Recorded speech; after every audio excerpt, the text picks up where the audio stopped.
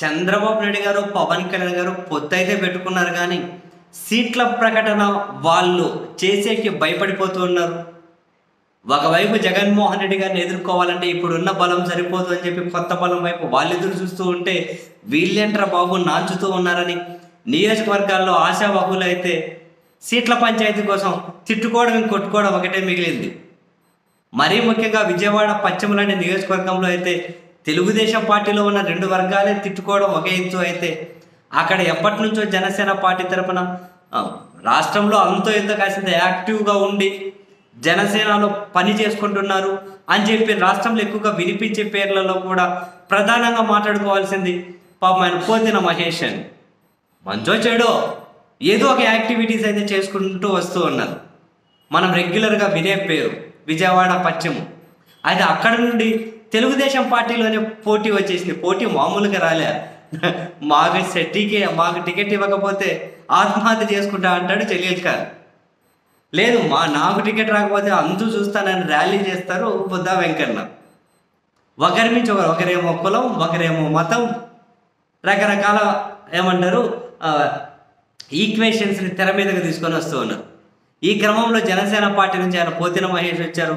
వచ్చి ఏంటిది బ్లాక్మెయిల్ చేస్తున్నారా?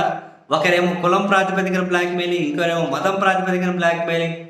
ఇది జనసేన సీటే, ఎప్పటి నుంచో పని చేసుకుంటూ ఉన్నాం, ఇప్పుడు మధ్యలో వచ్చి వీళ్ళేంటి సీట్ అడిగేది అని చెబుతూ ఒక చాక్లెట్ కొనివ్వలేని మొహాలు వీళ్ళకి ఎమ్మెల్యే టికెట్ కావాలంట అంటున్నారు. ఒక చాక్లెట్ కానీ కొనివ్వలేరు, మరి వీళ్ళకి ఎమ్మెల్యే టికెట్ ఏంది? ఇలా బ్లాక్మెయిల్ దిగడం కరెక్ట్ కాదు. ఇద్దరు పార్టీల అధినేతలు మాట్లాడేంతవరకు కనుక సైలెంట్ ఉండాలి.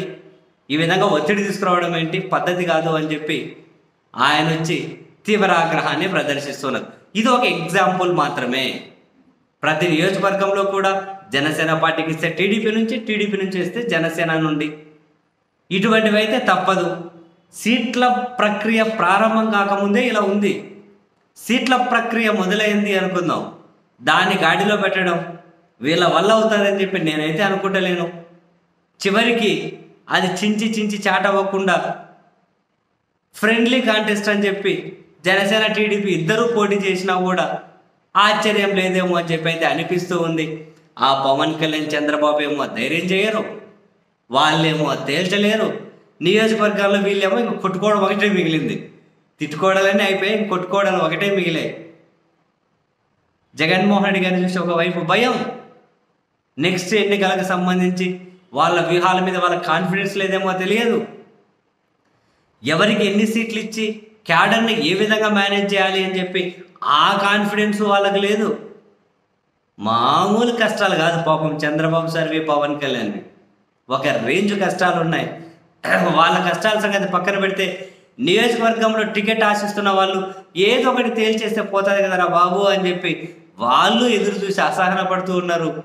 మరి పంచాయతీలు తెంచే విధంగా ఎప్పుడు వీళ్ళ సీట్ల ప్రకటన ఉంటుందో రాష్ట్ర ప్రజలు కూడా ఎదురు చూస్తున్నారులేండి.